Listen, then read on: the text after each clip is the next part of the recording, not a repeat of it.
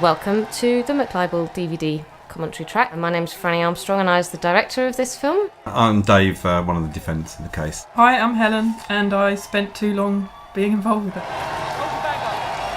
And what do you think of that bit where you tell Dave to hold the bag up? Well, I'd normally be a bit embarrassed about it, actually, because it's me telling him what to do, but which I didn't do that much of the time, really. A lot of people kind of had this perception that Dave was in charge of the case and running it, and I was just some kind of following on. Yeah. So it was kind of quite good to counter that in a way. I mean, the reality, in fact, was the opposite, really, because it was Helen who originally was the one who was determined to fight, and I came in because I knew there'd be two of us. You can win victories, but it's usually not by just playing by the rules. Oppressive laws can be changed and defeated, usually by defiance and by, publicity and public outrage. But you were playing their own game, though, weren't you, by taking on the court case? No, it's not their own game. The point is we're standing up for the truth. But there's, you have to find ways of getting it out that isn't reliant on the opinion of one judge in a biased setting. But having said that, Helen was very good at keeping us focused on the legal aspects, which I was tended to kind of think, well, that's all kind of irrelevant, let's just sort of stand up and have an argument with the judge at the next hearing, which actually doesn't really get you very far. And everyone used to go. So here you are doing some gardening, Helen. We always plugged you as, the gardener and the postman. So what is the real story? Were you a gardener? Are you a gardener? I'm not a gardener now, but I had been a gardener at various times before the court case started. So do you grow your own food? Well, I've got an allotment, and I grow quite a lot of my own food. I've always appreciated that people can grow their own food and share it, and it's fresh and it's organic, and that's a real contrast with what McDonald stands for, which is mass-produced processed food made for profit by some big corporation. So this interview here with Dave is actually post-makeover, isn't it? So you've got a haircut and you've got some decent glasses and not a bad shirt on and stuff like that. You want people to listen to what you've got to say, so you kind of make an effort. Charlie. Yeah.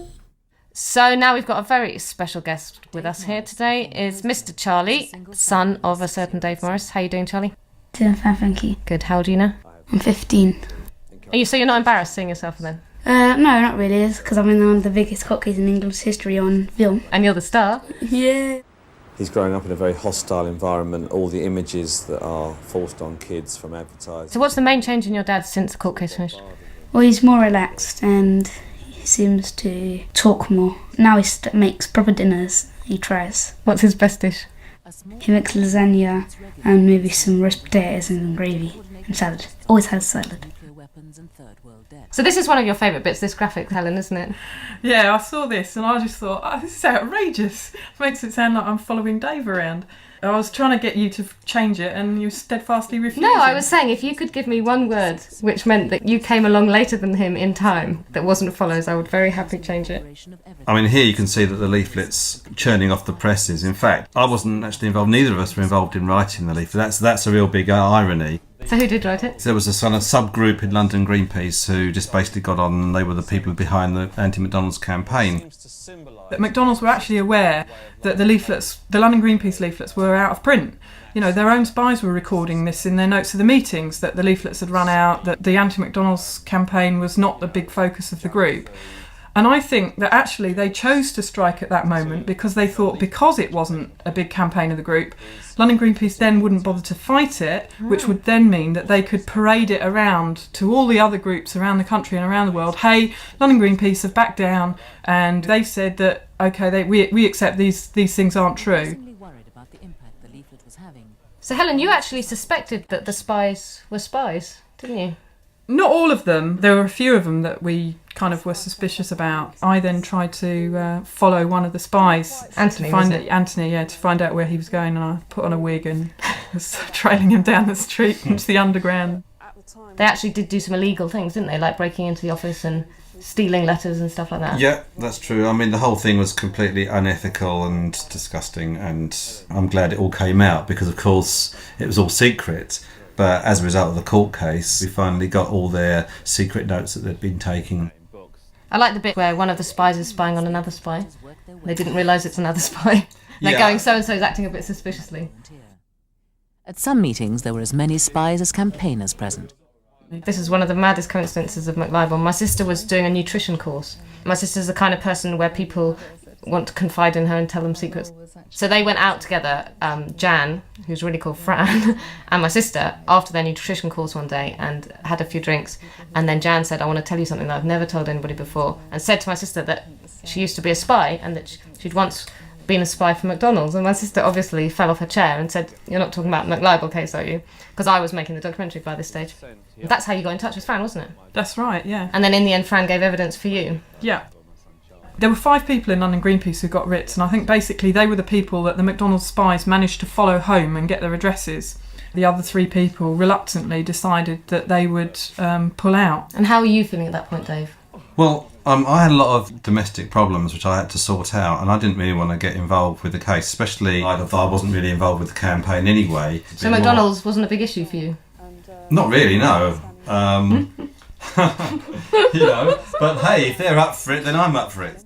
Even though McDonald's is not, for me, a major priority because they're just another crappy company. Hey, what a company to be sued by. Here we had a golden opportunity for worldwide publicity about nutrition, about workers' rights, and about the environment and so on. And McDonald's will be paying for it all. We believe that to repay that trust, we have to establish that these allegations are untrue. No, I think you can learn from your opponents. But it struck me, the more I looked at McDonald's, whatever they do is for one end, to increase their power and their profits and their propaganda.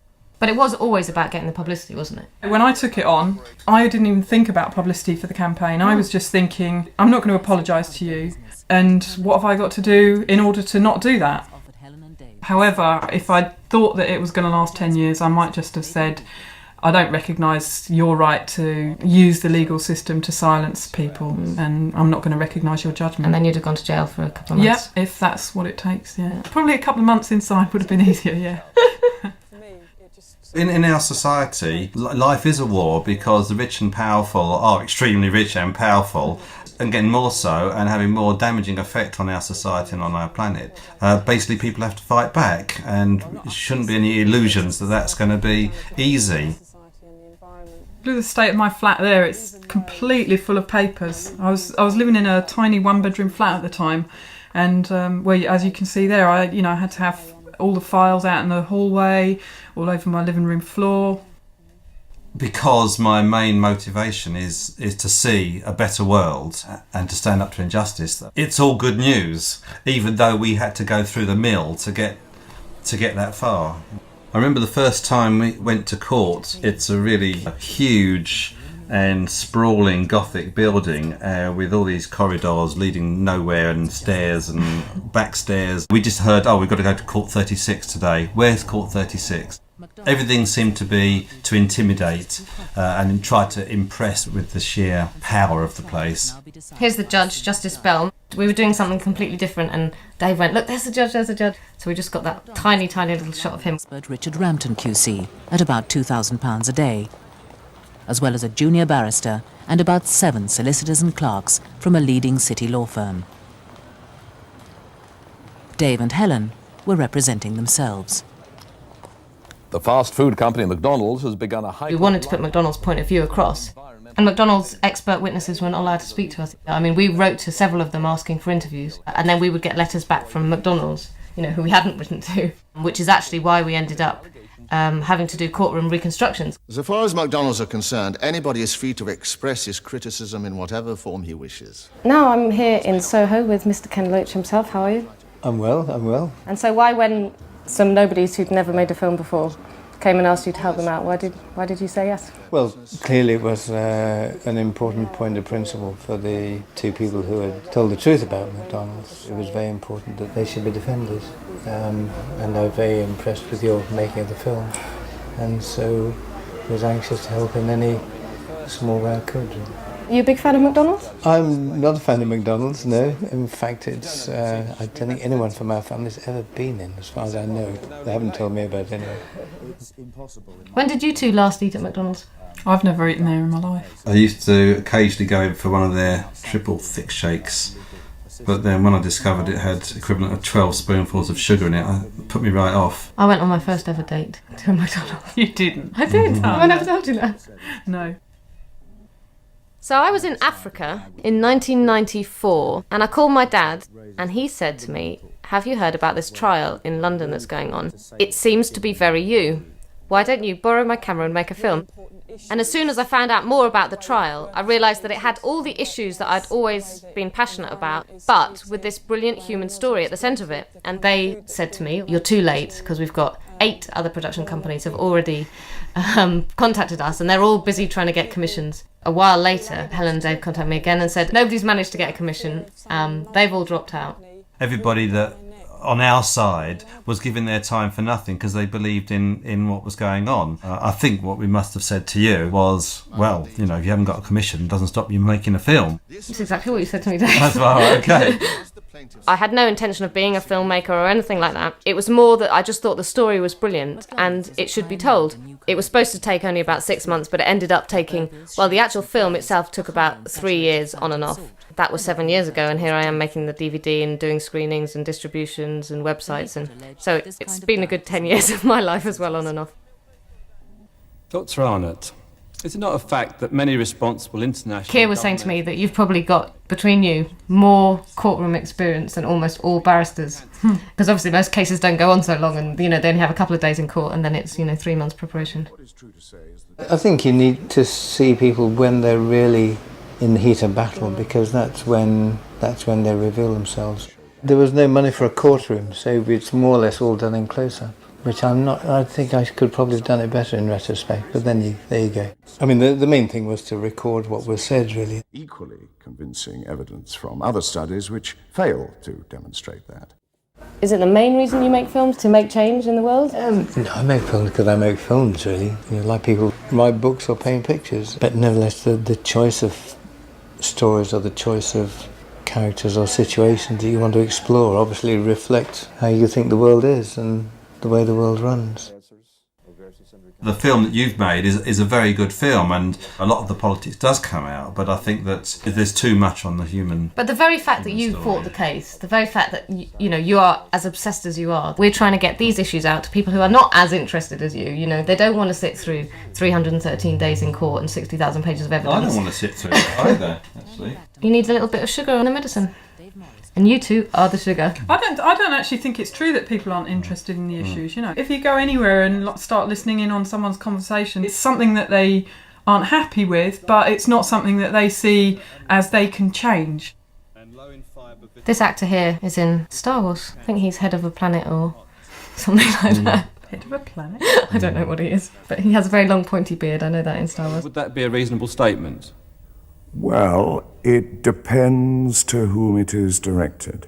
The public.